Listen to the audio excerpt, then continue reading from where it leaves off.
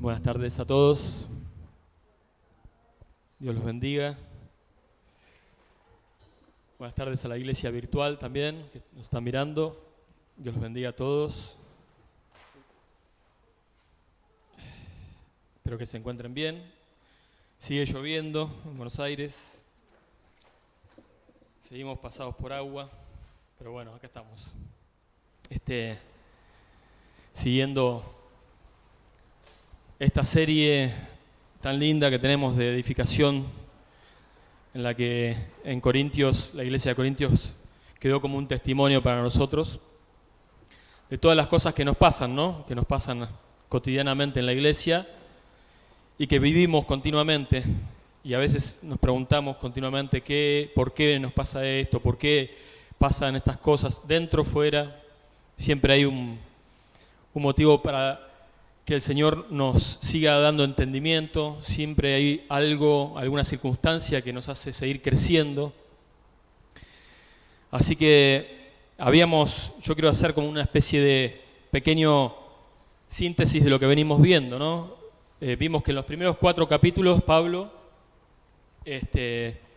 enfrenta la división en la iglesia, ¿sí? Debido o producida por la inmadurez entre ellos, de los corintios. Había división, había inmadurez, por esa causa había divisiones, algunos preferían uno más que otros. Entonces en el primer capítulo él les muestra lo que habían recibido como santos, ¿no? Les muestra el poder de la cruz. En el segundo capítulo les empieza a mostrar la sabiduría divina, ¿no? En el tercer capítulo les muestra la verdadera espiritualidad. ¿Se acuerdan cuando hablábamos de la semilla, el que siembra, el que da el crecimiento, de la construcción, del fundamento, sobre qué fundamento iban a edificar sus vidas, la verdadera espiritualidad? En el cuarto capítulo les mostró las marcas de un verdadero ministro de Dios, de un verdadero siervo de Dios, ¿se acuerdan? Y también en el capítulo 5 exhorta a disciplinar como iglesia el pecado, ¿no? Ya ahí empieza como el mensaje de Pablo empieza a ser más profundo, empieza a ir, como diríamos nosotros, al hueso. Empieza a ir más profundo. Y empieza a sacar a la luz, en sus comentarios, cosas que venían pasando ya con casos prácticos, particulares, ¿no? Primero les habló de la cruz, la sabiduría, la verdadera espiritualidad, pero ahora empieza a ir directo. Entonces ahora vamos a ver cómo él enfrenta a una de las cosas que sabemos que pasan continuamente en la iglesia. Conflictos entre unos y otros. Esto sabemos que no es que porque estamos en la iglesia no van a haber conflictos. El corazón nuestro es un corazón que tiene pasiones, que es egoísta. El corazón del hombre, cuando viene a Cristo, necesita seguir siendo regenerado. Entonces, todavía hay cosas en el corazón, hay raíces que están aún por quitarse. Ahí falta, en cada uno de nosotros seguramente el Señor está trabajando, pero bueno, vemos que en la iglesia de Corintios no es tan distinto a lo que pasa hoy. Si estamos en una iglesia, seguramente va a haber conflictos. ¿Por qué? Porque somos hombres y aunque estamos acá por la gracia de Dios, tenemos todos conflictos, tenemos todas pasiones desordenadas, tenemos conflictos con el hermano. Y bueno, justamente muchas veces estas cosas son de tropiezo para muchos de los que vienen a la iglesia y entienden el ideal, ¿no? Por el amor que se tienen, Cristo nos conocerá, pero a veces entran y ven que a veces hay conflictos adentro y dicen, esto es un testimonio para la iglesia que no ayuda. Entonces hay muchos que eso le causa tropiezo. Pero Pablo, entendiendo de que esto era algo que podía pasar, empieza a hablar de ese tema y dice en el capítulo 6, versículo 1, dice: ¿osa alguno de vosotros, cuando tiene algo contra otro, ir a juicio delante de los injustos y no delante de los santos? Vemos acá que la expresión de Pablo es como de sorpresa, ¿no? Es, ¿de en serio ustedes, si tienen un conflicto uno contra otro, van a llevar este conflicto afuera a los injustos? Y acá Pablo, cuando habla de injustos, no está hablando del injusto moralmente, ¿no? En el sentido que por ahí los jueces que estaban afuera quizás no eran malas personas en el sentido de hacer justicia, sino que no la hacían conforme a la sabiduría de Dios, a la justicia. Entonces, acá hay una diferencia más bien espiritual. Los injustos son los que no están justificados delante de Dios, y a eso se refiere con los injustos Pablo en este caso. No quería decir que fuera gente mala que estaba juzgando sus casos, sino que lo que le sorprendía a Pablo es que ellos estén llevando un litigio o un conflicto entre hermanos afuera de la iglesia. Afuera de la iglesia. Eso era lo que le sorprendía a Pablo. Por eso, ¿osa alguno de vosotros, cuando tiene algo contra otro, a ir a juicio delante de los injustos y no delante de los santos? ¿O no sabéis, versículo 2, que los santos han de juzgar al mundo? Y si el mundo ha de ser juzgado por vosotros, ¿sois indignos de juzgar cosas muy pequeñas? Acá hay algo que quizás ellos no lo sabían, pero ellos tenían por costumbre, los griegos tenían por costumbre, era casi como diríamos su entretenimiento. Nosotros tenemos la televisión, hay un montón de cosas que nos entretienen, pero ellos tenían como entretenimiento ir a juicios y tribunales que estaban por todos lados. Les encantaban a ellos participar de los litigios, les encantaba conocer de argumentación, les encantaba conocer todo conflicto que haya en alguna familia o en algún caso, en algún comercio o lo que sea. Ellos iban a aprender, iban y sabían un montón de litigios y eso se ve que ya era algo cultural. Entonces vemos acá que la cultura, como venimos hablando, los rudimentos muchas veces influyen en nuestra nueva vida, ¿no? Los corintios estaban llevando sus conflictos, estaban tan acostumbrados antes a llevar todos sus conflictos a los jueces, a los tribunales seculares, por decirlo así, que empezaban a tener problemas entre ellos dentro de la iglesia y los llevaron a los tribunales de afuera. Pero Pablo les hace mención a algo de acá que tiene que ver con su destino, el destino eterno de ellos. Ellos no sabían que ellos en realidad, siendo hijos de Dios y siendo justificados, iban algún día a juzgar el mundo. Entonces yo quiero ir a Mateo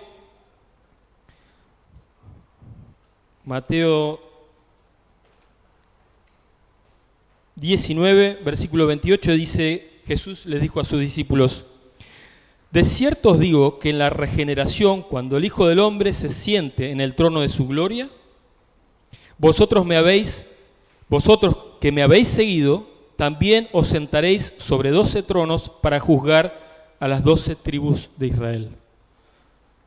Fíjense el destino que tienen o que tenemos como redimidos nosotros, iglesia. Nosotros, como hijos de Dios, algún día vamos a hacer justicia con Cristo, cuando sea el final. En Apocalipsis 24 vuelve a ver Pablo ya en visión y dice: y vi tronos, y se sentaron sobre ellos los que recibieron facultad de juzgar, y vi las almas de los decapitados por causa del testimonio de Jesús y por la palabra de Dios, los que no habían adorado a la bestia ni a su imagen, y que no recibieron la marca en sus frentes ni en sus manos, y vivieron y reinaron con Cristo 1000 años. Vivieron y reinaron con Cristo 1000 años. Ese es nuestro destino. Si nosotros tenemos ese destino y vamos a juzgar a todos, ¿no podemos también empezar desde ahora a empezar a juzgar las cosas desde acá con la sabiduría que Dios nos da?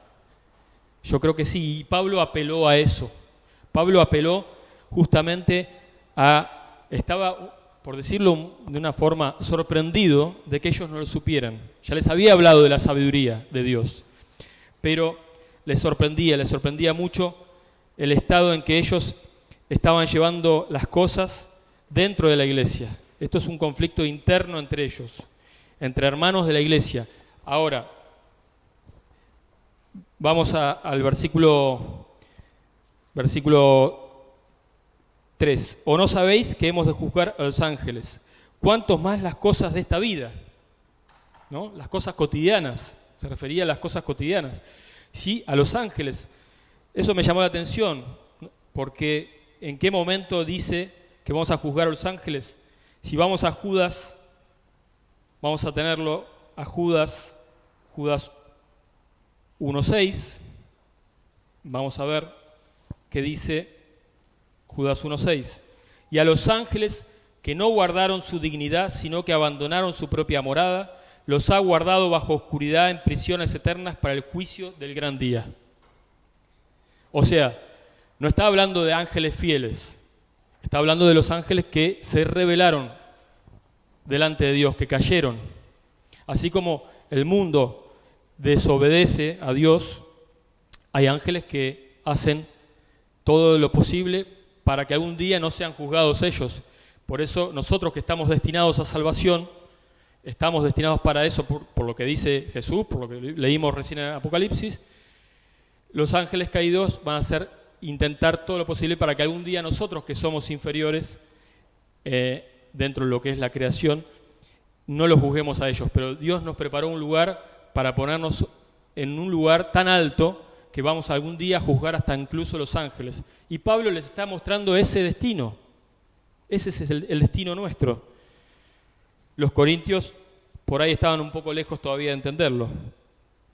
Y dice, si pues tenéis juicios sobre cosas de esta vida, o sea, si tenéis litigios o juicios y esas cosas pasan, tenemos cosas internas, pleitos, pasiones entre nosotros, ¿no?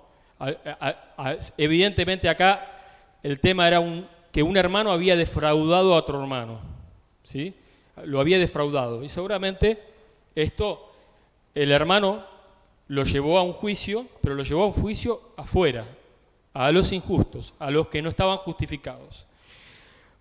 Y acá dice, pues, si pues tenéis juicios sobre cosas de esta vida, ¿ponéis para juzgar a los que son de menor estima en la iglesia?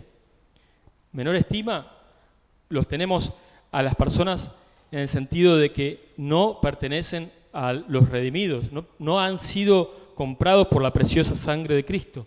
Están todavía sin descubrir, sin ver lo que Dios ha hecho por los hombres que se arrepienten. Y entonces ellos todavía no son valorados como los hermanos, que Jesús hace mención a la iglesia amada, ¿no? La iglesia amada por Dios, la iglesia que somos todos los que nos congregamos en su nombre. Y dice, para avergonzaros lo digo, pues ¿por qué? ¿No hay entre vosotros sabio ni aun uno que pueda juzgar entre sus hermanos? Pablo seguía como sin poder creer que ellos, aún ellos jactándose o enorgulleciéndose de la sabiduría que tenían, porque ellos, acordémonos de que se enorgullecían, los griegos tenían como característica el buscar sabiduría, ¿no? Eso lo vimos en los capítulos anteriores. Ellos tenían como característica buscar sabiduría, pero estaban muy acostumbrados a buscar la sabiduría de este mundo. Ahora, Dios había trastornado la sabiduría de este mundo. Dios había, y lo pudimos ver en los capítulos anteriores cuando dice que si no hubieran crucificado al Hijo de Dios. La locura de la cruz, era la sabiduría de Dios. Y Dios la había trastornado. Y ellos que se creían muy sabios en su propio criterio, en sus propios pensamientos, en sus formas, ahora no podían entre ellos encontrar un sabio que pueda resolver los conflictos internos de la iglesia.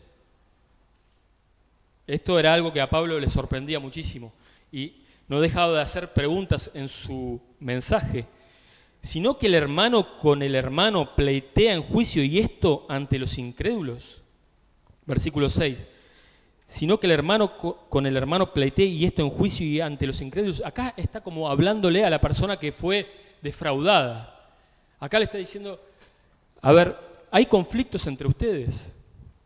Sí, puede haber. No está diciendo que no puede haber. Pero esos conflictos se tienen que arreglar internamente.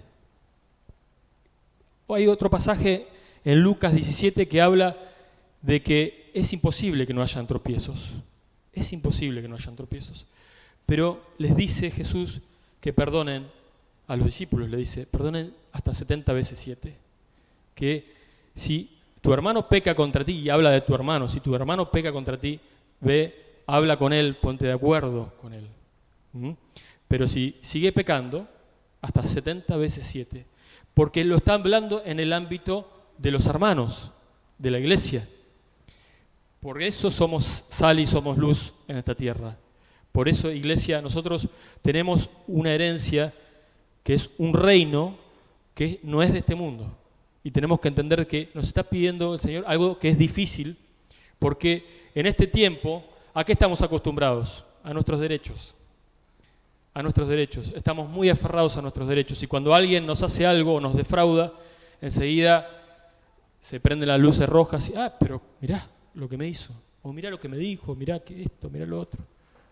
Y el Señor está diciendo que en la iglesia, nosotros, como iglesia de Dios, todo lo tenemos que resolver siempre y cuando sean litigios civiles. Obviamente Pablo habló también de los tribunales que están puestos por Dios para resolver conflictos de diferentes de los que pasan dentro de la iglesia. Conflictos que tienen que ver con asesinatos y demás, para eso está la ley y los tribunales.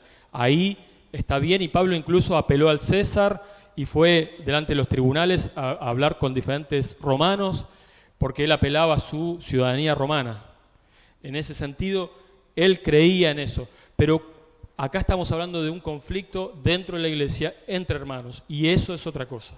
Eso se tiene que arreglar y Dios nos dio los recursos, nos dio la sabiduría y nos dio el perdón por sobre todas las cosas porque eso tiene que ver con la manera de solucionar los conflictos. Sí, ¿cómo podemos perdonar? Hay muchas personas que dicen, ¿cómo voy a perdonar tal cosa? ¿Cómo voy a hacer eso? Y yo digo, si realmente creíste que Dios perdonó tus pecados y tu deuda era imposible de pagar por vos mismo, si lo pusiéramos en dinero sería impagable, ¿cuánto más vos no vas a perdonar a tu hermano si Dios te está pidiendo que lo hagas? Entonces, el perdón es algo que nosotros tenemos que tener como premisa, como prioridad en la comunión unos con otros como hermanos. Ser pacificadores, buscar la paz unos con otros continuamente. Sí es verdad que somos todos diferentes, sí es verdad que puede haber conflictos y puede haber formas diferentes de pensar. Pero nosotros tenemos la sabiduría de Dios, que es la del reino de Dios, que nos perdonó, nos redimió y ahora tenemos paz para con Él. Entonces tenemos que tener paz para con nuestros hermanos también. Este es un mandamiento, que perdonemos, que amemos a nuestros hermanos. Hasta 70 veces 7 muchas veces hay que perdonar. Dice en el versículo 7, así que por cierto,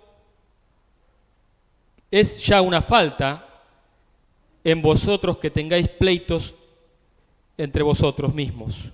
Acá ya le empieza a hablar al hermano que hizo la ofensa. ¿Sí? Y vemos que dice, es ya un error que tenga faltas entre ustedes, o sea, que se ofendan entre ustedes. Seguramente la persona que había ofendido, que había defraudado al hermano, por ahí sabía un poco que había estado mal, pero quizás no se dio cuenta a tiempo o no creyó que el hermano podía llegar a ofenderse tanto y lo dejó. Nosotros también vamos cauterizando muchas veces nuestra conciencia y no nos damos cuenta de cuántas veces hacemos cosas que puede ofender a un hermano, como puede ser cualquier cosa, ¿no? Yo conocí hermanos que por ahí estaban internados en un hospital por una operación y se ofendieron con toda la iglesia porque nadie lo llamó o porque nadie lo visitó. Y no debe haber sido a propósito, pero sin embargo hay muchos motivos por los cuales uno puede ofender. Pero nuestro deber como cristianos es perdonar. Perdonar. Nos está pidiendo Dios algo que Él primero lo hizo con nosotros. Dios no nos va a pedir algo que no podemos hacer, porque si Él lo hizo primero y nos está pidiendo que lo hagamos, nos da la capacidad y el poder para hacerlo. Espíritu de poder, de amor y de dominio propio. Eso es lo que nos dio Dios. El Espíritu Santo es espíritu de poder, amor y dominio propio para perdonar, para tomar decisiones correctas, para no ofender al hermano también. Cuando sabemos que está en nuestro poder, no ofenderlo. Cuando está dentro de nuestras posibilidades, no hacer algo contra el hermano. Hablar mal del hermano. ¿Está dentro de nuestras posibilidades? Sí. Cerramos la boca. Hay que cerrar la boca. Si vemos algún problema, el hermano está teniendo algún conflicto y no se da cuenta, oremos por el hermano. Y esa es la forma de ayudarlo también. Esa es la forma de ayudarlo. Pero vosotros cometéis agravio y defraudás, y esto a los hermanos. Acá le está hablando, acá empieza a hablarle a la persona que ofendió, pero literalmente le empieza a exhortar de verdad, seriamente. Dice, pero vosotros no te das cuenta, el pecado que estás cometiendo es muy grave. Y ahora, dice Pablo, ¿o no sabéis que los injustos no heredarán el reino de Dios? No erréis, o sea, no te equivoques, no te equivoques. Ni los fornicarios, ni los idólatras, ni los adúlteros, ni los afeminados, ni los que se echan con varones, ni los ladrones, ni los avaros, ni los borrachos, ni los maldicientes, ni los estafadores heredarán el reino de Dios. Le desplegó toda una lista para que se vea reflejado, a ver si él realmente era un cristiano o no. Pero dice, los injustos, él lo está tratando como un hermano todavía. No está diciendo que él ya es un injusto. Lo está tratando, pero le está dando tiempo para que se arrepienta. Porque todos estos pecados los practican continuamente los que son injustos. Pero si un hermano viene a Cristo, no practica esto asiduamente. Que lo haya cometido una vez, que pueda haber caído una vez, no quiere decir que lo esté practicando continuamente. Entonces, Pablo le estaba dando una oportunidad para que reflexione. Le estaba desplegando la lista de aquellas cosas que practican los injustos, los incrédulos, para que él se vea reflejado. Y esto erais algunos. Y acá presten atención, este es un punto importante. Esto erais algunos, mas ya habéis sido lavados, pasado, ¿no? Ya habéis sido lavados, ya habéis sido santificados, ya habéis sido justificados en el nombre del Señor Jesús y por el Espíritu de nuestro Dios, lavados con la sangre del Cordero de Dios. Ya habéis sido lavados. Nuestros pecados no podían ser cubiertos como antes en los sacrificios anteriores, que continuamente se sacrificaban animales para cubrir. Ahora tenía que haber un sacrificio de una vez y para siempre. La sangre de Cristo no cubrió nuestros pecados, los lavó. Por eso dice lavados, lavados. Ya habéis sido santificados, apartados para el Señor. Ya ustedes no pertenecen más a este mundo, ustedes han sido santificados. Dice, y habéis sido justificados. La justificación viene solamente por medio de la obra de Cristo en la cruz. Cristo hizo justicia. La justicia de Dios cayó sobre Cristo muriendo por nuestros pecados. Nosotros tendríamos que estar ahí y en vez de ir nosotros a esa cruz, a la muerte, fue Cristo por nosotros y de esa forma Él nos justificó. Ahora somos llamados justos, declarados justos delante de Dios. ¿Qué ve el Señor? ¿Qué ve? Ve a Cristo en vos. Ve a Cristo en la vida de cada uno de los que están acá. Entonces somos justos delante de Dios solo porque fuimos lavados y justificados y santificados. Y acá Pablo, fíjense que sin querer por ahí decir la Trinidad, habló de la Trinidad, dice en el nombre del Señor Jesús, el Hijo, y por el Espíritu de nuestro Dios. Jesús consumó la obra, el Espíritu nos trae esa obra aplicándolas a nuestros corazones de la voluntad del Padre para nosotros, la salvación. Padre, Hijo y Espíritu en la misma frase, en el mismo texto. Padre, Hijo y Espíritu Santo. En el nombre del Señor Jesús, por el Espíritu de nuestro Dios. Así que hasta acá vemos que Pablo hizo mención a que este hermano que había cometido este agravio contra el otro hermano, era muy grave lo que había cometido, era muy grave, lo exhorta a que se mire delante de una lista y que realmente se examine. No estamos hablando de acá de que ninguno de estos pecados son más que otro. Hay cristianos que hoy piensan que se hace demasiado énfasis en el homosexualismo o en la fornicación o en algún otro pecado, como si fuera más grave delante de Dios que los demás. No, que son graves, sí, son graves todos delante de Dios. Por eso mismo Dios nos salva de la muerte, porque trae muerte espiritual, cada uno de estos pecados. Entonces, Cristo vino para salvarnos. Por eso antes estábamos, dice, y esto erais algunos de ustedes, los injustos. Ustedes eran injustos, ustedes estaban muertos en delitos y pecados. Ahora habéis sido lavados. ¿Qué quiero decir con respecto a la homosexualidad? La homosexualidad no es algo que nosotros podamos, condenar más que cualquier otro pecado. Un ladrón o alguien, como los que se menciona acá, un avaro o un borracho o un maldiciente, ¿puede condenar a un homosexual más? No, están todos bajo condenación. Están todos bajo condenación. No es que hay que ni subirlo de una escala ni bajarlo a otra escala. Todos están...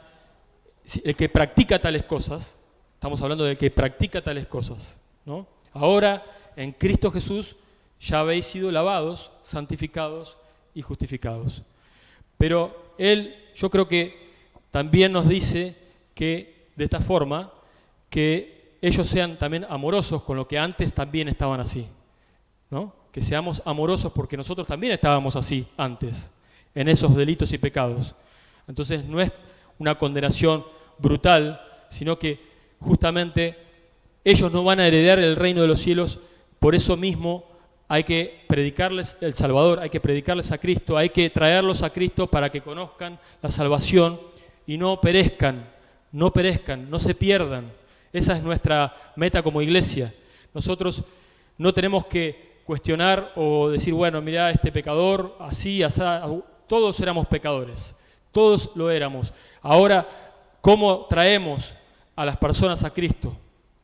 Con el amor que Dios nos amó a nosotros también, ¿no? Dios nos atrajo con lazos de amor. Dios nos dio su Espíritu, regeneró en nosotros, nos trajo convicción, nos perturbó también por medio de su Espíritu Santo para que conozcamos que éramos pecadores y para que conozcamos su salvación. Y eso es lo que creo que Pablo está, en cierta forma, enseñándole a estos hermanos en Corintios. Y ahora vamos a pasar a otro conflicto que hubo también. Pero hace una introducción Pablo también acá. Hace una introducción con respecto a que había un dicho entre ellos, ¿no? Dice, en el versículo 12 dice, todas las cosas me son lícitas, mas no todas convienen. Todas las cosas me son lícitas, mas yo no me dejaré dominar de ninguna. Y acá había seguramente varias otras cartas que Pablo hablaba de la libertad en Cristo, ¿no? La libertad en Cristo no es una licencia para pecar. Si bien sabemos que ahora somos libres en Cristo porque Él nos lavó, nos justificó, nos limpió y nos santificó, eso no es una licencia para hacer lo que nosotros queremos. Entonces, ahora dice que nosotros tenemos el poder del Espíritu Santo para que el pecado no se enseñoree más de nosotros. Ahora nosotros tenemos el poder para decidir no caer más en cosas que son hábitos, a los cuales vamos a ver ahora, que estaban muy arraigados en la cultura de los corintios y que no dista nada de lo que es la cultura de hoy. No dista en nada de lo que era la promiscuidad sexual y la fornicación. Por eso él dice, las viandas para el vientre y el vientre para las viandas. O sea, la comida para el estómago y el estómago para la comida. Pero tanto el uno como las otras destruirá a Dios. O sea, algún día esto también va a desaparecer. El estómago y la comida. No vamos a depender de eso. Si bien lo creó Dios para nosotros, ellos, como muchos eran agnósticos, tenían como importancia el alma, pero habían descartado como importante el cuerpo. Había algo importante que Jesús había hecho. Jesús resucitó en cuerpo. Entonces, ellos todavía tenían en su cultura la idea de que el cuerpo era poca cosa, era bajo, eran pasiones bajas que no tenía importancia para Dios, que lo que iba a salvar a Dios era nada más que el espíritu, el alma. Pero Dios nos va a resucitar con un cuerpo nuevo. Entonces, Dios, cuando estuvo Jesús acá en la tierra, también se ocupó del cuerpo, porque es un instrumento que Dios nos dio para glorificarlo a Él. Para glorificarlo a Él. Nuestro cuerpo glorifica a Dios. Por ende, la salvación nuestra es alma, cuerpo y espíritu. Y acá dice, las cosas del cuerpo, de este cuerpo, que es carne, van a ser destruidas. O sea, algún día no las vamos a necesitar. Pero el cuerpo no es para la fornicación, sino para el Señor, y el Señor para el cuerpo. El cuerpo Dios lo creó para el Señor, no lo creó solamente para la fornicación o para comer. Igualmente acá habla de la fornicación porque era un pecado totalmente diferente y ahora vamos a ver la diferencia. Pero el cuerpo no es para la fornicación, sino para el Señor, y el Señor para el cuerpo. Ellos estaban dejando llevar por los apetitos, o sea, si tengo hambre, voy a comer. Y si tengo apetito de sexo, estaban acostumbrados ellos a ir a contratar prostitutas. Era muy común dentro de las religiones paganas de este lugar que se contraten prostitutas. Y ellos todavía se ve que tenían esos instintos o esa cultura, esa costumbre de dejarse llevar por el deseo del cuerpo. Pero acá Pablo hace mención de que no es lo mismo lo que uno come que la fornicación, porque en la fornicación, en lo sexual, se une un cuerpo con el otro y son una sola carne. Y hay una unión espiritual, no solamente de que toca el cuerpo. Hay una unión de una persona con otra persona, hacen una sola carne. Delante de Dios es una sola carne. Entonces dice, y Dios que levantó al Señor también a nosotros nos levantará con su poder. Así como lo levantó a Cristo, el día que llegue el tiempo de la resurrección nos va a levantar con su poder. Dice, ¿y no sabéis que vuestros cuerpos son miembros de Cristo? ¿Quitaré pues los miembros de Cristo y lo haré miembro de una ramera? De ningún modo. Nosotros como miembros nos unimos a Cristo en uno solo. El Espíritu del Señor está con nosotros. Nos unimos a Cristo. Quitaremos un miembro del cuerpo. O sea, el pecado de fornicación, el pecado sexual estaba afectando no solamente a la iglesia, porque un miembro del cuerpo estaba yendo a una persona que era injusta a satisfacer sus deseos sexuales y estaba rompiendo esa comunión con Cristo que afectaba a todo el cuerpo, sino a la misma persona también le afectaba su comunión con Cristo. Entonces, ¿no sabés que sos miembros del cuerpo, vuestros cuerpos son miembros de Cristo? ¿Quitaré pues los miembros de Cristo y los haré miembros de una ramera? De ningún modo, tajantemente. No cabía eso en la mente. Si somos templo de Dios, no somos como cualquier otra persona que no tiene a Dios. El Espíritu Santo vino a nosotros como creyentes a morar a nuestro cuerpo. Somos templo de Él. No solamente individualmente, sino como corporación, como cuerpo espiritual. Somos miembros de Cristo, estamos unidos a Cristo. ¿Puede un miembro unirse a una ramera? De ningún modo. ¿O no sabéis que el que se une con una ramera es un cuerpo con ella?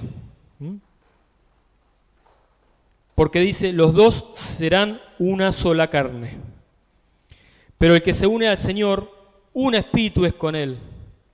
Y acá hay un mandamiento directo.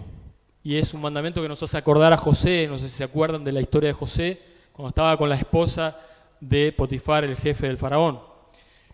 Él fue tentado, como lo podemos ser tentado cada uno de nosotros. No podemos jugar con el pecado sexual. Es muy fuerte, es muy fuerte. Y dice, huid, huid. No es que dice resistid. A ver hasta cuándo vas a tener fuerzas. No es hasta cuán espiritual sos que vas a poder manejar esto. No, no lo vas a poder manejar, o te va a agarrar y vas a creer que sí, pero no. Acá le está dando un consejo que también lo vemos a lo largo de toda la Biblia, es huir de la fornicación y de todas las cosas que trae. Y la fornicación, el verbo que usa Pablo, no solamente está hablando de fornicación en una forma de relación sexual convencional. Acá está hablando de todo tipo de relación sexual o de perversión sexual. Hace una abstracción a varias derivaciones.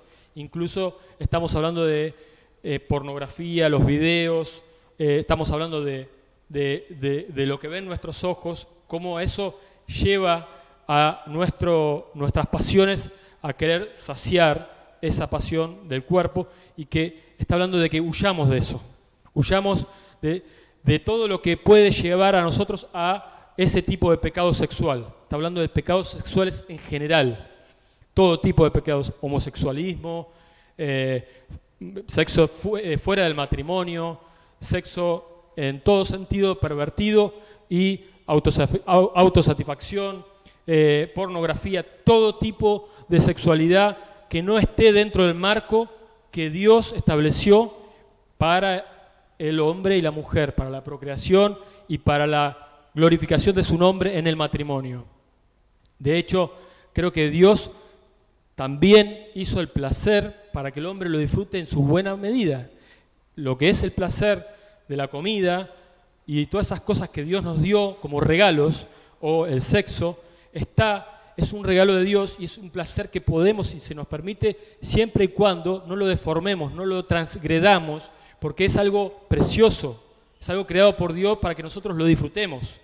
Pero este mundo lamentablemente corrompió tanto el entendimiento de lo que es el verdadero sexo y el sexo bien, como a Dios le agrada, que ya parece casi natural, y nosotros mismos por ahí nos podemos acostumbrar a través de películas o demás cosas que vemos a creer que es una forma distorsionada y que es sacarse una pasión de encima o todas las cosas que no tienen nada que ver con lo que Dios diseñó para el hombre y para la mujer.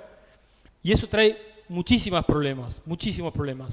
No solamente vemos un montón de chicas que no tienen ni 15 años y ya están embarazadas y no saben qué hacer con sus vidas, y como tantas otras cosas, enfermedades, y por causa del SIDA y otras cosas que sabemos que están. No nos engañemos, hay algo que nosotros como iglesia podemos tener justamente sabiduría para entender por qué Dios habla de ser cuidadosos y de huir de toda fornicación, de todo lo que es el sexo mal interpretado. Y esto va a decir, bueno, muchos dicen, sería no ver televisión, no ver esto, no ver lo otro, sería muy radical. Y quizás esa es la forma que el enemigo quiere que nosotros pensemos. Sí, por ahí es que creer que no hace falta tanto porque todo el mundo lo ve o hace. Esa es la forma que quiere que el enemigo que nosotros creemos. No puede ser tan drástico, tan radical. Y sin embargo, mucha gente está cayendo o cae por causa de que los ojos los dejaron que hagan lo que quieran. No hubo dominio propio. Entonces, acá, en este sentido, nosotros tenemos que tener cuidado porque Pablo está haciendo un mandamiento. Huid de la fornicación. Dice, huid de la fornicación. Cualquier otro pecado que el hombre cometa está fuera del cuerpo, mas el que fornica contra su propio cuerpo fornica. Peca. ¿O ignoráis que vuestro cuerpo es templo del Espíritu Santo, el cual está en vosotros, el cual tenéis de Dios y no sois vuestros? Si yo le diera mi auto, el auto que me costó trabajar y me costó pagar, se lo diera a otro, yo quiero suponer que ese auto, cuando se lo doy, la persona que se lo doy, como no es de esa persona del auto, lo va a cuidar más que yo, ¿no? Bueno, nosotros ya no somos de nosotros mismos. Este cuerpo lo compró Cristo, lo compró tu cuerpo, lo compró el Señor, con sangre preciosa. Ya no es tuyo. Lo tendrías que cuidar más que como si fuera tuyo. Porque habéis sido comprados por precio. Glorificad pues a Dios en vuestro cuerpo y en vuestro espíritu, los cuales son de Dios. Hay una anécdota de San Agustín. San Agustín de Hipona era un cristiano, un santo que vivió más o menos 400, 500 después de Cristo, y él tenía mucho conflicto, lidiaba mucho con sus pasiones sexuales, y andaba con compañía, y él buscaba a Dios, todo, pero le decía y oraba a Dios, Señor, cambia mi corazón, pero todavía no, como diciendo, todavía déjame disfrutar un poco más estas pasiones desordenadas. Hasta que un día realmente el Señor lo tomó entero, lo llenó y él entendió. Y dicen que cuenta que una vez por una cuestión de trabajo estaba yendo a un barrio donde generalmente estaba con la gente con la que se frecuentaba antes, y lo ve una chica con la cual él estaba antes y se divertía y la pasaban bárbaro, y le dice, Agustín, y Agustín se dio vuelta y corría. Agustín, soy yo, ¿no te das cuenta? ¡Ey, soy yo! ¿No te acordás de mí? Y Agustín la miraba atrás y seguía corriendo y decía, sí, ya sé que sos vos, pero yo no soy yo. Y eso es lo que nosotros tenemos que entender. Nuestra vida ya fue cambiada, fue comprada por Cristo, ya no somos lo mismo. No, somos de Cristo. El vivir para nosotros tiene que ser Cristo y nuestros cuerpos entregados para Él. Seguramente antes de Cristo, nos esforzábamos mucho para trabajar y para hacer dinero y para hacer muchas cosas. Seguramente éramos fervientes y éramos enérgicos. Ahora, ¿cuánto más tendríamos que serlo para el servicio del Señor? Nuestros cuerpos son instrumentos para el Señor, no para mancharlos con perversidades, no para manchar nuestros ojos, nuestro corazón. Nuestra vida tiene que ser santificados, ya no somos lo mismo. Ya somos lavados, santificados, y el precio que le costó a Cristo fue su propia vida. Y Dios, ahora que nos alcanzó y que tenemos este bien, esta herencia, este destino eterno en el cual nos vamos a sentar a juzgar todas las cosas, tenemos que creerlo, tenemos que entenderlo y tenemos que vivir conforme a eso. Amén. Glorifiquemos a Dios con nuestro cuerpo también. Señor, te damos gracias